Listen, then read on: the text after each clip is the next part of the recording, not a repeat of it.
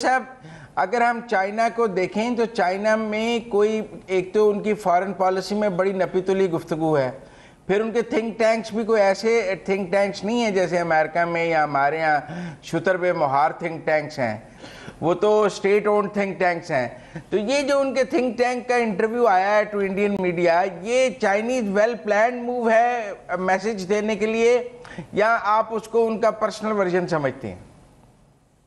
मैंने वो मैसेज तो नहीं देखा, बता दीजिए क्या है मैसेज। वो जो उन्होंने इंटरव्यू दिया है इंडियन मीडिया को, जिसमें उन्होंने कहा है हम आयरन क्लॉड्स हैं, पाकिस्तान की सॉवरेनिटी को डिफेंड करेंगे, और पाकिस्तान और चाइना जो हैं वो आपस में आयरन ब्रदर्स हैं, और पाकिस्तान की सॉवरेनिटी और खुद मुख्तारी हमारे लिए तो अगर तो वो आप प्रोफेसर गाव ने जो इंटरव्यू जस्ट मैं प्रोफेसर गावल वो कर रहा हूँ, उसकी बात कर रहे हैं। नहीं, प्रोफेसर गाव समझते हैं कि जो चीन की पॉलिसी के मुताबिक ही बात करते हैं, बड़े मकबूल हैं पूरी दुनिया में। सब समझते हैं कि वो बड़ी तरीके से चीन की पॉलिसी बताते हैं। चीन की तरफ से अभी तक जितने भी सिग्नल्स आए हैं बड़े मुस्बत आए हैं, और पाकिस्तान भी चीन की हमेशा से इज्जत करता रहा है और चीनियों ने भी पाकिस्तान की इज्जत की है। उनका जो स्ट्रेटेजिक इंटरेस्ट है उसमें भी जुड़ा हुआ है। तो मैं समझता हूँ कि चीनियों का पाकिस्तान के साथ जो इस तरह का बर्ताव है आयरन ब्रदर्स वाला, मोहब्बत वाला, उसकी बड़ी डिटेरेंस वैल्यू है। क्योंकि हर वो काम जो हिंदुस्तान करना चाहता है पाकिस्तान के खिलाफ, उसका तोड़ चीन में भी मौजूद है। मिसाल के तौर पर अगर वो हमारा पानी रोकना चाहते हैं और अगर वो अपर राइपेरियन है तो फिर वो चीन के आगे लोअर राइपेरियन। तो इस वजह से ये कहीं पे भी ये नहीं कर सकते हैं कि अगर चीन हमारे साथ देता है हमारा, जो उन्होंने कहा है कि हम पाकिस्तान की सॉवरेनिटी, टेरिटोरियल इंटीग्रिटी की रिस्पेक्ट करते हैं, पाकिस्तान की तरह उन्होंने कहा है कि आप भी इन्वेस्टिगेशन पहले करें, बाद में कोई आपसे इल्ज़ाम लगाएं।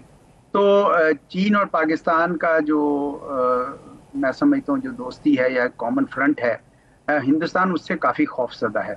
और हमारा तो कोई ऐसा मकसद तो नहीं है कि जाके कि भारत के ऊपर कोई हमला कर दें, लेकिन अपने दिफा का हमें हक है और हमने खूब अच्छी तरीके से उनको पैगाम दे दिया। और ये जो आप मिसाइल्स की भी ब्रिगेडियर साहब से पूछ रहे थे, सिग्नलिंग है बुनियादी तौर पर कि तैयारी है हमारी तरफ से भी।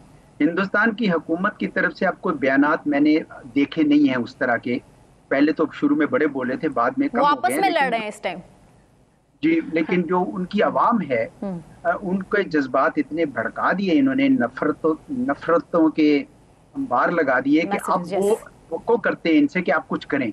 इसलिए ये अपने ही प्रोपेगेंडा के हॉस्टेज हो गई है उनकी हुकूमत कि करें तो भी मुसीबत ना। लेकिन आप डिप्लोमेटिक फ्रंट पे कहाँ देखते हैं? अगर मैं डिप्लोमेसी की जंग देखूं तो एजाज चोई साहब, भारत को बर्तरी है आज सफारतकारी में, या भारत को पहलगाम पर सफारतकारी में बर्तरी नहीं है? Where do you assess? क्योंकि हम अक्सर ये कहते हैं कि डिप्लोमेटिक फ्रंट पे भारत हमसे बहुत मजबूत रहा है हमेशा। तो 370 के वक्त में भी बहुत मजबूत नजर आया, दुनिया उनके साथ आई, OIC का इजलास ना हो सका। आज आपको ये जो पहलगाम के बाद डिप्लोमेसी हुई है, पाकिस्तान ने बात की, इंडिया ने बात की, कौन जीता इसमें? मेरे ख्याल में पाकिस्तान इस दफा जो डिप्लोमेटिक फ्रंट पे बहुत बेहतर उसका काम रहा। हिंदुस्तान का सबसे नुकसानदेह जो उनके लिए पहलू रहा वो ये था कि उनके पास कोई सबूत नहीं, उन्होंने किसी को पकड़ा नहीं और बगैर पकड़े इल्ज़ाम लगा दिया, FIR काट दी। तो उसकी वजह से वो अब बैकफुट पे हो गए हैं। अब कहीं पे भी दुनिया में कोई भी मुल्क ऐसा नहीं है, नॉट अ सिंगल वन, जिसने उनके इस इल्ज़ाम की तायीद की हो कि ये पाकिस्तान से हुआ है। तो मेरे ख्याल में डिप्लोमेटिक फ्रंट पे इस दफ़ा हिंदुस्तान बहुत पीछे रह गया है। बयानिए की जंग में अलबत्ता मैं समझता हूँ कि हमें थोड़ी और मेहनत करनी है, क्योंकि वो बार बार जिक्र करते हैं अपने वो 4-6 जो वाकयात हुए हैं कि यूरी हुआ और पुलवामा हुआ, ये वो ये नहीं देखते कि जो पाकिस्तान के अंदर इतना कुछ हो चुका है और मुसलसल हुआ चला जा रहा है, और उसमें हिंदुस्तान के फिंगरप्रिंट्स मौजूद है बाकायदा। और ये जो अब तो उनकी एविडेंस भी दी जा रही है बाकायदा, DG ISPN ने भी दी, उससे पहले 2016 से हमारे पास जमा हो रही है। हमें उसको अभी डिप्लोमेटिक फ्रंट पे सेल करना नहीं आया सही। मैं I will be very honest. बयानिए की जंग जो है, जो डिप्लोमेटिक जंग के साथ, सफारती जंग के साथ साथ भी है, उस पर अभी काम करना है।